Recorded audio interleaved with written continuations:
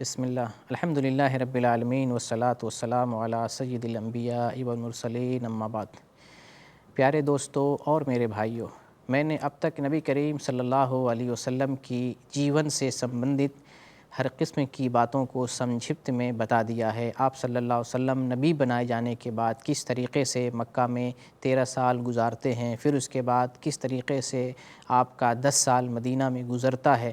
اور 10 سال کے بعد آپ صلی اللہ علیہ وسلم کا اب جو وقت ہے وہ اللہ کے پاس جانے کا آ چکا تھا۔ چنانچہ اللہ رب العالمین نے محمد صلی اللہ علیہ وسلم کو اختیار دیا کہ آپ یا تو دنیا کو اختیار کریں یا پھر آپ اللہ کو اختیار کریں، آپ وفات اختیار کریں اور اپنے رب سے ملاقات کریں اور جنت کو پائیں۔ چنانچہ نبی صلی اللہ علیہ وسلم نے رب سے ملاقات کرنے کو چین کیا، پسند کیا کہ اب ہم دنیا میں نہیں رہنا چاہتے ہیں، تو اللہ رب العالمین نے محمد صلی اللہ علیہ وسلم کو اپنی پاس بلانے کا ارادہ کیا۔ نبی صلی اللہ علیہ وسلم پھر اس وقت جو ہے سخت بیمار ہو گئے، آپ پر بیماری کا جو ہے مرحلہ شروع ہوا۔ آپ صلی اللہ علیہ وسلم نے اپنی تمام بیویوں سے، اپنی تمام پتنیوں سے اجازت مانگی کہ آپ لوگ ہمیں اجازت دو کہ ہم اپنے بیماری کے ایام کو، دنوں کو اپنی چہیتی بیوی سیدہ عائشہ رضی اللہ عنہا کے پاس گزاریں۔ چنانچہ تمام بیویوں نے آپ صلی اللہ علیہ وسلم کو اجازت دے دی اور آپ صلی اللہ علیہ وسلم حضرت عائشہ رضی اللہ تعالیٰ عنہ کے گھر میں ٹھہرے اور بیماری کے ایام وہیں پر گزارے۔ جب نبی صلی اللہ علیہ وسلم گزارنے لگے اور آپ نے جب بیماری کا دن شروع ہوا تو حضرت ابوبکر صدیق رضی اللہ تعالیٰ عنہ کو اپنی جگہ امام بنایا۔ دراصل اس سے ایک اشارہ مل رہا تھا کہ آپ صلی اللہ علیہ وسلم کے جانے کے بعد حضرت ابوبکر صدیق مسلمانوں کے خلیفہ ہوں گے۔ سن 11 ہجری کی بات ہے۔ سن 11 ہجری 12 ربیع الاول سوموار کا دن نبی صلی اللہ علیہ وسلم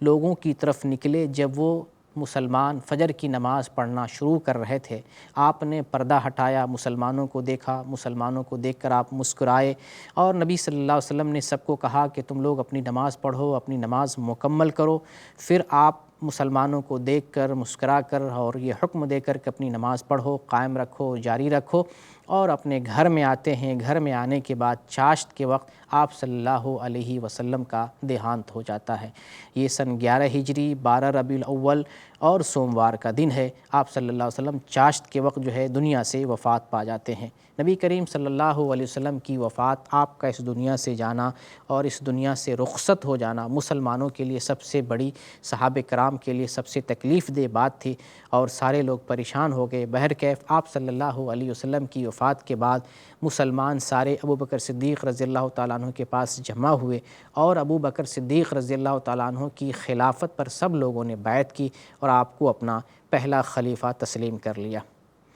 چنانچہ نبی کریم صلی اللہ علیہ وسلم بیعت کے بعد نبی کریم صلی اللہ علیہ وسلم کے جسم اطہر کو غسل دیا گیا، اپنے لباس میں غسل دیا گیا اور پھر آپ کو 3 لباس میں 3 سفید کپڑوں میں کفن دیا گیا اور آپ کو نبی کریم صلی اللہ علیہ وسلم کو اس جگہ جہاں آپ کی وفات ہوئی تھی سیدہ عائشہ رضی اللہ تعالیٰ عنہ کے حجرہ میں، گھر میں، وہیں پر اسی جگہ آپ کو دفن کیا گیا جہاں پر آپ کی وفات ہوئی ہے، کیونکہ اللہ کی طرف سے انبیاء کے حق میں یہ سنت ہے، یہ طریقہ ہے کہ نبی جہاں پر وفات پاتے ہیں، جس جگہ ان کا دیہانت ہوتا ہے، مرتیو ہوتا ہے، اسی جگہ نبیوں کو دفن کیا جاتا ہے۔ لہٰذا اسی پر عمل کرتے ہوئے نبی صلی اللہ علیہ وسلم کو غسل دے کر، کفن دے کر اسی جگہ پر دفن کیا گیا جس جگہ پر آپ صلی اللہ علیہ وسلم کا دیہانت ہوا تھا، اور آپ صلی اللہ علیہ وسلم کا جنازہ کسی خاص نے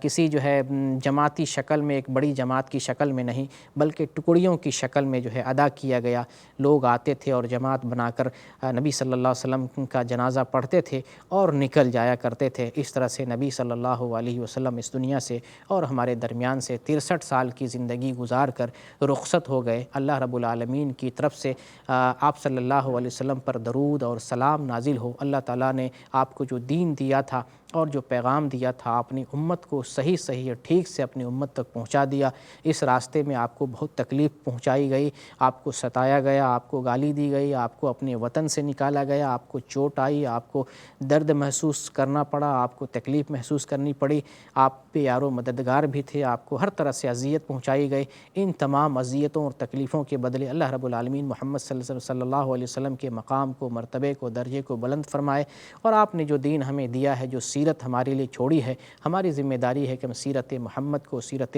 رسول کو اپنائیں اور اس سیرت کی روشنی میں، اس کے پرکاش میں ہم اپنی زندگی کو گزاریں۔ اللہ رب العالمین سے دعا کرتے ہیں کہ جو سیرت ہم نے آپ کے سامنے بیان کی ہے، محمد صلی اللہ علیہ وسلم کی سیرت، اس سیرت کو سننے کے بعد اس سیرت کو اپنانے کی ہمیں توفیق عطا فرمائے۔ آمین۔ وآخر الدعوانا ان الحمد للہ رب العالمین۔